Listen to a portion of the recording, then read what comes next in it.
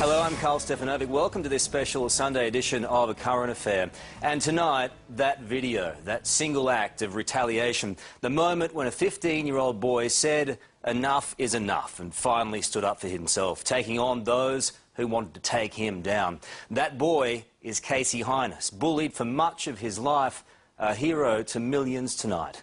This is his story.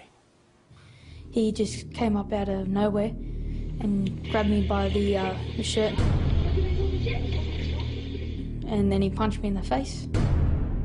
Then he goes for a second hit, I blocked it, and third hit, I don't know if he connected, and then fourth and fifth tried to hit me. And then I actually snapped and grabbed him, picked him up off the ground, threw him to the ground in self-defense. He's the boy who stood up to a bully. I was just looking at him. I wasn't really thinking. I was just like, yay, finally, it's over. After a lifetime of torment and abuse, finally Casey Heynes fought back. The moment captured in a 40-second video clip that was posted online. It spread like wildfire, and within hours had been watched by millions of people, turning this 15-year-old Aussie schoolboy into a worldwide hero. But I saw this story that just kind of touched my heart. All right, little kid punching him, and then suddenly the big kid had too much, and boom! Ooh. He was they weren't fighting. He defended himself. If that was my son, I go, you do it again. Everybody on this planet who has seen your video is in your corner. Casey, you're a man, okay? And I salute you. Why do you think that so many people have reacted the way that they have to what you did? Because people get bullied all the time. Ever since he can remember, Casey says he's been picked on, put down, bashed and tormented. How long has this been going on? In primary school, year 2, all the way up to year 6. And once I hit high school, one person started it. I had about 8 friends. My 8 friends ditched me that first year, and then the teasing started from there. When you say teasing, what do you mean? Like calling me like fatty and all of that, and slapping me across the back of their head, like tripping me, throwing water bombs at me. How often would this stuff go on? Practically every day. How did you feel when those 8 friends that you had deserted you? Lonely. I was all alone. That's how the easy target came along. You had no one to back you up? Nope. Nobody. I didn't realise how much trouble he was actually in until I'd seen that video, you know. And he said, "Well, that goes on every day, Dad." And I thought to myself, "You poor little bloke, you know, how many years did you put up with this sort of treatment, you know?" Like so many parents whose kids are bullied, Casey's dad, Colin, had no idea of the full extent of his son's suffering until now. When he was saying in the interview, I had a tear in my eye. I felt so bad, you know. Fancy having all your friends and then they just walk off and just leave you there, really. What makes an okay day? When nobody touches me and teases me. Do they happen often? No, not really. Like, not the good days. What was your lowest moment? When I contemplated suicide. When was that? Like a year ago. Well, I just started putting myself down. I put myself down to that level. And then all the crap just keeps on piling on. It's tough, eh? What got you through? My sister. Casey's older sister, Tiana, despises the bullies. She's always been there for her brother, helping him through his darkest moments. Every day I'm just like, oh, make sure you get to school all right, or hope you have a good day at school, and just make sure nothing happens. Like, I feel like I need to walk him to school, you know? What's the worst thing that's happened to you at school? I've been duct taped to a pole. Duct taped to a pole? Yeah.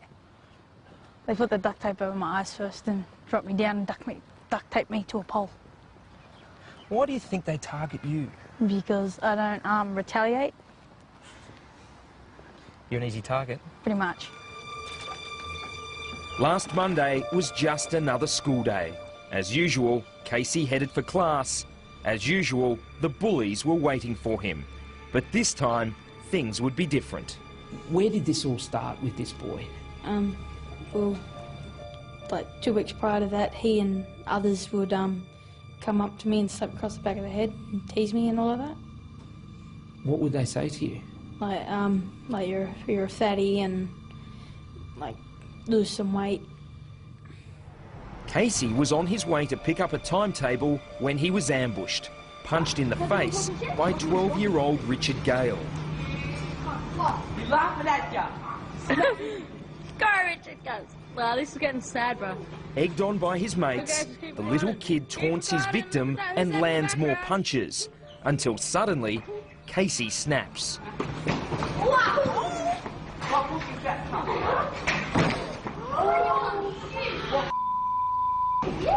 What do you think was going to happen that day? I thought the rest of them would be jumping in.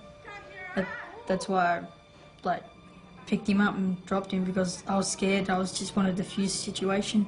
Have you ever reacted like that way No. to a bully before? No, Why?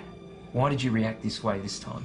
because everything is build up through 3 years, and so the anger that came out of it. You'd had enough? Yeah. Casey acknowledges that the smaller boy could have been seriously hurt. He was lucky to escape with just a grazed knee.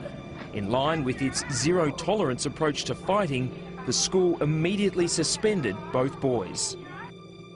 Looking back on what you did, do you think you overreacted? No, Why not? because all I wanted it was just to stop. When did you first hear about what had happened? When Casey came back from school, then he showed me the video and I said, I know I should be doing this, but high five. How did you feel that he stood up and did what he did? Great. I felt good, Why? because it felt like, for me, he defeated something that's been troubling him for years. What went through your mind the first time you watched that video? I was actually horrified at the ending. The beginning, it upset me because he was by himself. You know, I couldn't be there to help him. How do you feel about what Casey did that day? I don't condone violence, you know, and you know it was a horrific sort of thing to see, like 2 boys in a schoolyard and it ending like that. You know, it's nothing to be proud of, but I'm glad that he stood up for himself. It's an underdog story, and you watch it and you're seeing a kid being punched and you think, oh, this is going to be awful. But then there's this twist, right? And it's a really clear narrative when the kid lays the smack down. And when he does, in that 3 seconds, he's enacting a revenge fantasy for any kid anywhere in the world that has ever been bullied. It wasn't long before this David and Goliath battle with a difference was posted online. Within hours, it had gone viral, striking a chord with people around the world. Media expert Mark Fennell of the ABC's Hungry Beast program says millions are cheering Casey on as a hero. Because you can't hear the dialogue, it crosses language barriers, and because you don't know where the school is, it crosses cultural barriers, and it works because it is just so simple. The clip has been remade in countless ways, from a Street Fighter video game to this South Korean animation, complete with Casey the Punisher turning into the Incredible Hulk. It's gone way beyond just a video filmed in Western Sydney. It's now become kind of a phenomenon and a culture unto itself, where people have taken it and are so inspired or, you know, kind of thrilled by what this kid has done that they've actually gone and created new things inspired by it. And it's taken on a life entirely of its own. The numbers are truly staggering. At least 4 Facebook pages with more than 200,000 fans. An online poll by showbiz website TMZ with more than 150,000 votes. There are literally dozens of YouTube videos with hundreds of thousands of views and comments, almost all of them backing Casey and his defiant stand against the bullies. How does it make you feel when you read some of those messages? Pretty good, Why? because I've never had so much support. You've got hundreds of thousands of people in your corner now. Yeah, That must be a pretty good feeling. yeah. 14,710 people. There's like even this. messages on the Facebook page and website pages saying, oh yeah, I got bullied too, and I never had the strength to snap like you did, Casey, you're my hero, and all of that. What else do they call you? I got one that calls me the Punisher, Hulk Smash, like all kinds of superheroes, Batman's calling and all of that. Are you a superhero? No, not really.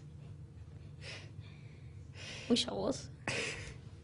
Do you think your brother is a hero, particularly to other kids going through similar stuff? Yeah, he is. He's now an icon. The support from around the world has been incredible. I've never witnessed anything like this. It's so huge, you know. I just can't believe, you know. And I'd like to thank a lot of those people too for lending their support to Casey. This looks like the place, mate. Do you reckon all this attention and all this support will change him? It's already changed his demeanour and self-esteem. You know, like you can see, he's standing a lot straighter, a lot more proud, you know, which is very good for him. And also for a guy who only had one friend last week, and now there's, like you say, 230,000 odd people, you know. Yeah, it's a big difference. Are you proud of him? I'm very proud of him. I'm proud of him because he stood up for himself. They backed him against the wall, they gave him no option, and he had to do it. He just, you know, he had to defend himself. There are probably hundreds of thousands of young people who are going through exactly what you've been through. What would you say to them? Look for the good days, keep your chin up, and school ain't gonna last forever. Hang in there? Yep. Good advice. A courageous and articulate young man, just pushed to the absolute limit. And if you have any problems with bullying, I know so many of you do, too many in fact, give these guys a call. It's the Kids Helpline on 1800 55 1800. That's 1800 55 1800. They are there to help, and they make a huge difference in a lot of people's lives.